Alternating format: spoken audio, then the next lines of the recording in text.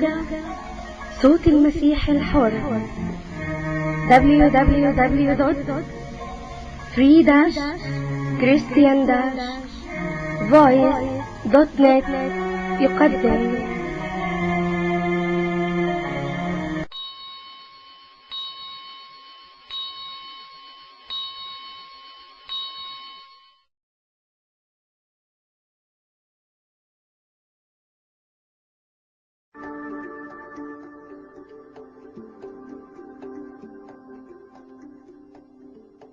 Mohamed Amin passa les premières années de sa vie dans la province de Jumak en Éthiopie. Son père était un fermier de la contrée. Mohamed prenait soin des vaches et des chèvres. Sa mère était restée stérile pendant plusieurs années. C'est pourquoi elle avait fait un vœu devant Dieu. S'il la bénissait avec un enfant, celui-ci le servirait durant toute sa vie. Lorsque Mohamed naquit, ses parents décidèrent qu'il ne fréquenterait pas l'école normale, mais plutôt qu'il irait étudier le Coran pour devenir imam. Adolescent, il obtint une bourse d'études pour l'Arabie Saoudite, où il apprit l'arabe et entreprit des études coraniques.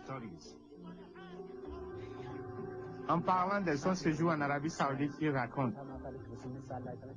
Je priais avec ferveur. Chaque jour, je me levais vers 2 heures du matin et je priais. 9 ans plus tard, après avoir terminé ses études d'érudit du Coran, Cheikh Mohamed Amin rentra en Éthiopie. Il commença à enseigner le Coran dans une des plus grandes mosquées de Jumak. Quelques années plus tard, il quitta l'Éthiopie à nouveau pour continuer cette fois-ci ses études au Soudan. Cependant, à peine une année s'était-elle écoulée que le voici de retour en Éthiopie. Mystérieusement, sa santé avait commencé à se dégrader très rapidement. Durant cette période, j'ai perdu beaucoup de poids.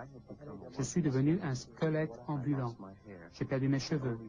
Mon nez et mes dents étaient les seules parties reconnaissables de mon corps. Le reste se décomposait lentement. Sa famille l'amena à l'hôpital, mais tous les efforts pour le guérir furent vains.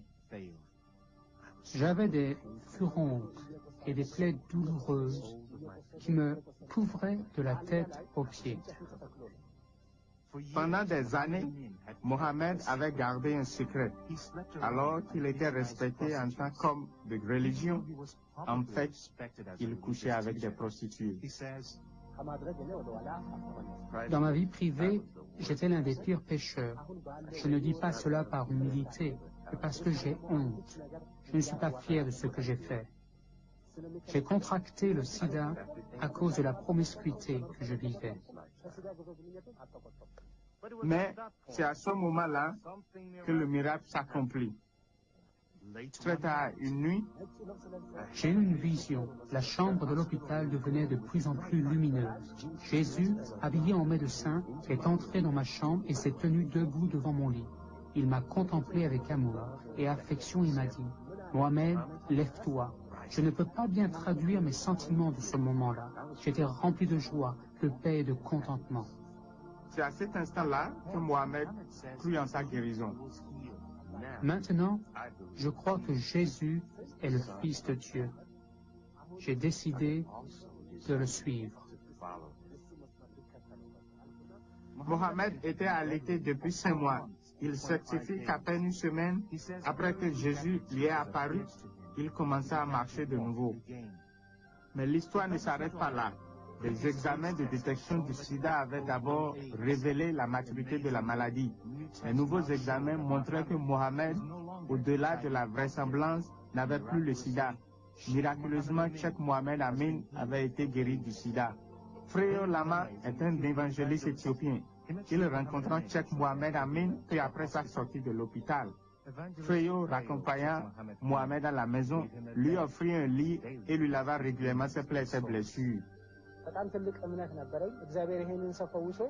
Je sentais que le Seigneur allait faire de lui un instrument privilégié.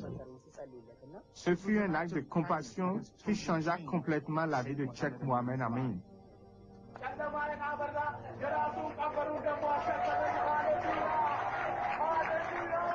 Devenu évangéliste à plein temps, il partage l'amour de Jésus et l'histoire miraculeuse de sa guérison du sida dans les villages, villes et églises à travers l'Éthiopie.